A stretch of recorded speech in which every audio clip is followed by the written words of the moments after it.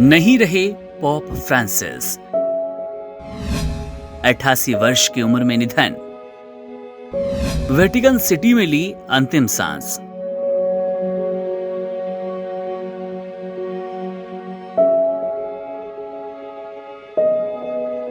इस वक्त की बड़ी खबर पोप फ्रांसिस को लेकर है। दरअसल पोप फ्रांसिस का निधन हो गया है। मंगलवार 21 अप्रैल वो दिन रहा जब वेटिकन सिटी में पोप फ्रांसिस ने 88 वर्ष की आयु में अंतिम सांस ली। पोप फ्रांसिस, जिनका नाम जॉर्ज मारियो बरगोग्लियो के रूप में हुआ, 2013 में पहले जेसुइट और दक्षिण अमेरिकी पोप बने। अपनी विनम्रता और सुधारों के लिए जाना जाने वाले सामाजिक न्याय, पर्यावरण संरक्षण और धर्मों के बीच एकता के हिमायती रहे।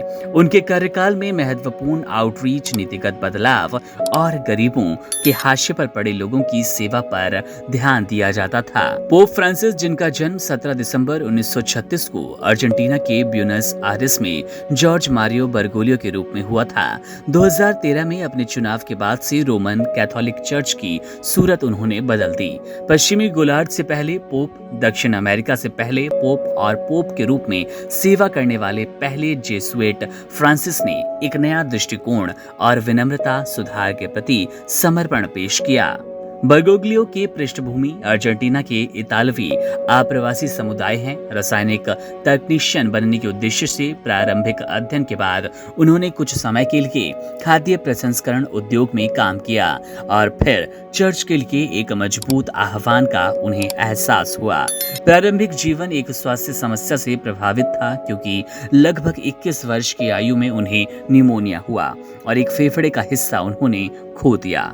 1958 में जेसुइट नव प्रवर्तन में शामिल हुए और यहीं से उनकी औपचारिक धार्मिक शिक्षा की शुरुआत हुई।